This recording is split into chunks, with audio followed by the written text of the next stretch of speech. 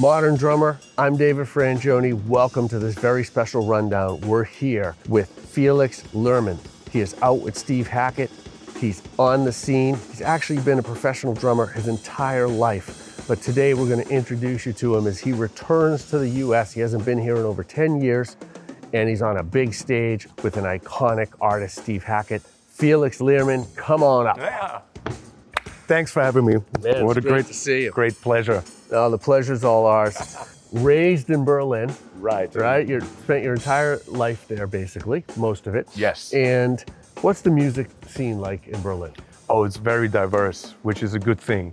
We have a very vibrant jazz scene and a great pop scene, actually. We have a lot of record companies are based there, like Universal. So a lot of industry decisions are made in Berlin, so it's really good to be around and be there. We have also a good studio scene there and lots of clubs to play in, and it's really good. When I was young, I really had the chance to play 5 nights a week at different places or so, amazing. which I'm very, very thankful for that, yeah. And a lot of superstars come through there, so That's you get true. that side of it as well. You can see your heroes. Absolutely. Berlin audience is a bit spoiled because of that, but but for me it's great, and I'm very happy that my parents moved there when I was so young. Yeah. I started playing when I was about 3 years old, and my father's a guitar player. He still plays actively, and it's just what little children do. They choose the loudest instrument to annoy their parents, and I was attracted to the drum set from the first moment. And my first teachers has been drummers that my father has been working with from bands of his.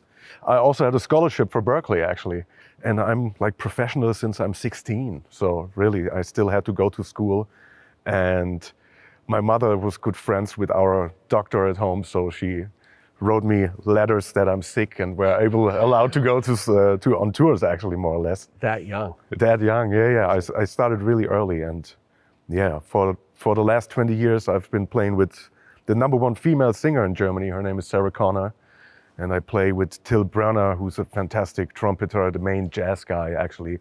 And I do as many sessions as I can. I mean, for about now, I played on about 300, 350 albums, which for Americans might be not that much, but for the European music scene, that's actually a lot.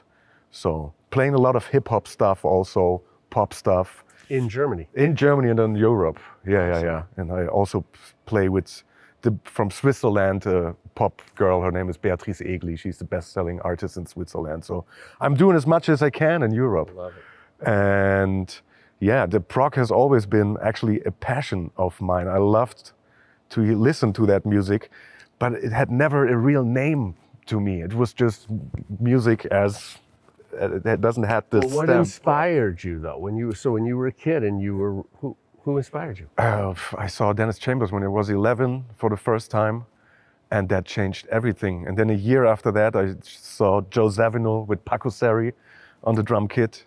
I was 12 years old, and life has never been the same after that. Those were the 2 game changers. Yeah, absolutely. And then came Vinny, Billy Cobham, and sure. And I mean, I was very happy that because of my father, good music was always around the household. So, and that made it really easy. I had good access to a lot of guitar player music, Jeff Beck and Steve Vai, which is prog too at the end of the day. And so how did you get the gig? And when we look at Steve's history of drummers, we have Gary O'Toole, and we have Craig Blundell, we have Nick DiVirgilio, and that's kind of the 2000s, right? Would be those guys, and here you are. Yeah.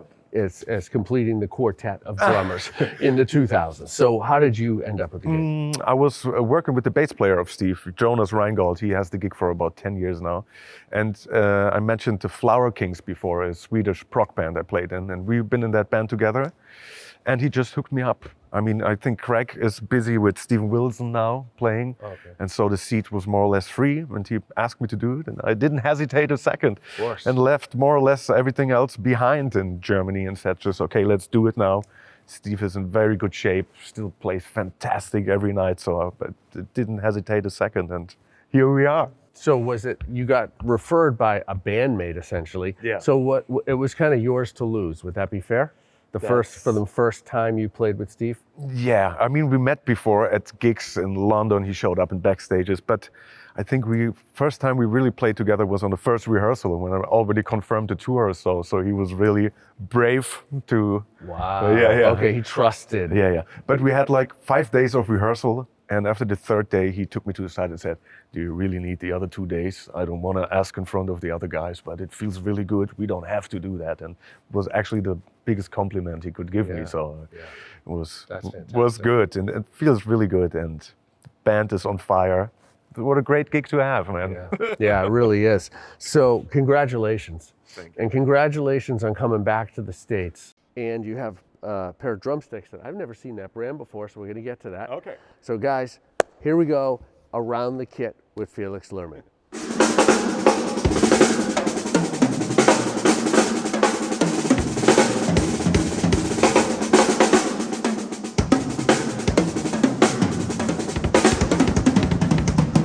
Which Gretsch series are you playing? We have a USA Custom series here, and the toms, upper toms are a little bit shorter than the regular sizes because I like to have everything close. I sit very, very low, so I'm very happy if the toms go as low as possible. So we have an 8 by 6.5, 10 by 7, and a 12 by 7.5 on the top. 14 by 14, 16 by 16 classic. You just need the wind to come out of those. They can't not be big enough, but yeah.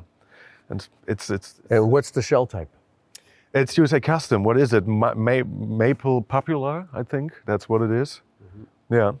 And we have a 14 by 6 snare drum. I have a smaller one as spare, a 14 by 4, I think. But for today, this is the snare du jour. This is what I do today. Same shell type? Yes, USA all Custom wood. same shell type. And what bass drum? It's a 22 by 16. And really, it's not only the most beautiful kit I ever had, but it's also fantastic sounding. The Gretsch stuff really does what it's supposed to be, and they're easy to handle, really easy to tune, and I can't say anything bad about it. It's really a dream come true, this kit, man.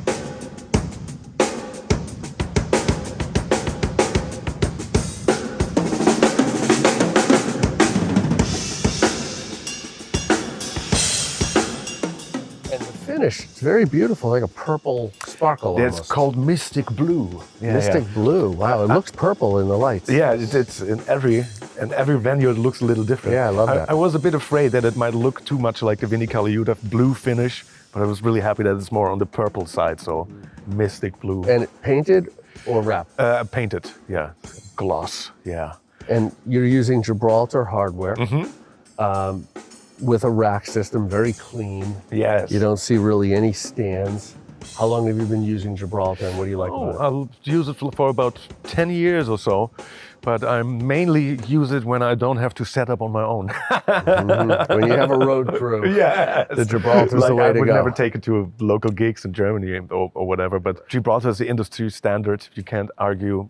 And so, Paiste cymbals? Yeah. A lot of little colors around the set. That's true. So what have we got here? We have it's a 22 swish, master swish, and sometimes I play like a regular China, but the swish is a little bit more delicate, more light, and can do brilliant swells on it, and so Not so aggressive. Not so aggressive. You can see it's been used for a while, but it's just a wonderful cymbal. Wow, I don't know. I don't see many swishes. Yeah, it's not what it's supposed to be, but it is my China more or less. Yeah, nice. Yeah. And on the Gretsch side, we have like a 602 paper thin, 18-inch, 18-inch Masters Dark Gretsch, 20-inch Masters Dark Gretsch, and Paiste Signature 22 Dark Energy White Mark 1. I think I have a tape a little bit down here to make it a bit drier, so to have a bit more articulation on the stick. And yeah, I have 3 beautiful splash cymbals here, Paiste Signature 6, 8, and 10. Okay, all signature. Yeah, and then we have a cup chime here. I think it's a 5.5, and it's so far outside that I force myself to not hit it that much. I have to reach out and well, when you hit that, everybody knows you hit it. Yeah, that's and true. What's happening with the hats? It's a 602, 14-inch. 14-inch 602s. Yeah, medium, like standard classic hi-hat. And yeah, Paiste, I really love that. They have their own philosophy, how they do cymbals, and the crashes, they have a lot of meat to it. So when we hear, so let's hear the cymbals as you describe them. Yes.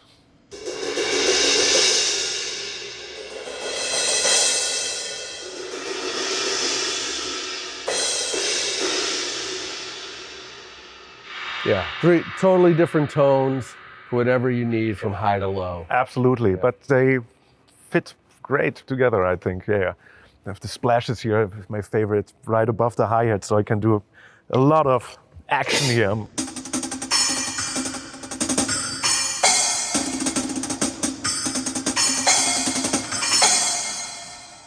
Love that. Love it.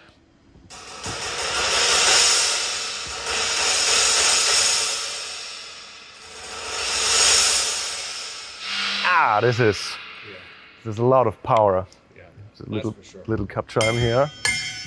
Some songs I count in on this one.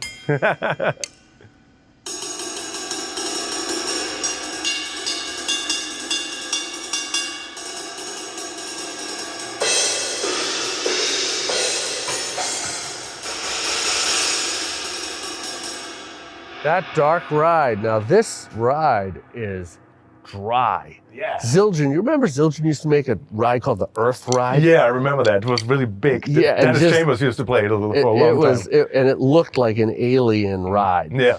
And this one's not far away from it. This is a little prettier, but it's so dry. Yes. Yeah. I like it, but I crash it also a lot playing on the side, so if it gets loud, but it's still, right. You have a lot of control Yeah, it over never it. loses its definition. That's true. This thing is really, really, yeah, and the bell is fantastic. Yeah, I'm 100% happy with Paiste, really. As a lefty, Yeah.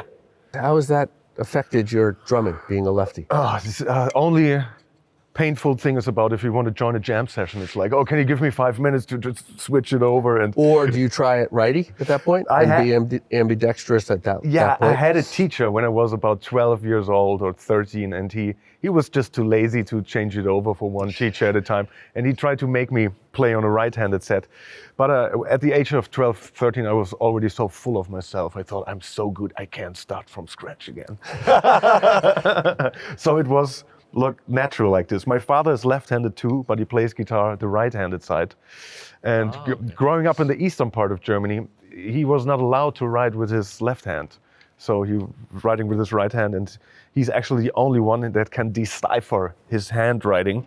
And so my parents were actually really careful about whether you're playing left or right. Just do whatever feels good to you. And this is how I ended up, and having to play Phil Collins parts, being a left-hander, him being a left-handed guy, so it's a perfect fit. Yeah, no, it did. It worked out great. Remo drum heads. Yes. Emperor coated, I noticed, Yeah. all the way around. So you want the two-ply. Yeah, I wanted a bit thicker to have a bit more meat with the tone.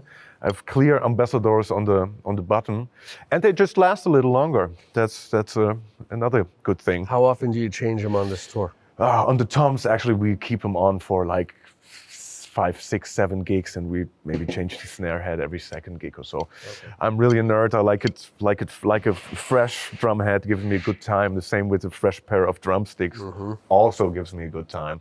It's not. I met Steve Hackett lately, and he was saying, I don't change heads anymore, and I need used sticks. And I was like, what? Okay. And tell us about these sticks. Yeah, it's my signature model, actually. It's by the company called Rohema, a German company. They're around for 150 years already. And it's a hickory stick, and it's a mix between a 5A and a 5B. Has a small tip, which I stole more or less from the Dennis Chambers signature stick. But I was looking for a stick that I can play in every situation. I play a lot of jazz gigs with Till Brunner, playing arena gigs with Sarah Connor, and I didn't want to change the stick all the time. I was really looking for a hybrid model, and this is more or less what it is. They'll last in any setting, because arena gig, you're playing a lot harder, a lot bigger places. Right, and I don't change. So this one does it for all. And before I was always changing between 5A, 5B, maybe with a different tip or so. And so this is the answer. All right, let's hear it. Okay. Let's hear the kit.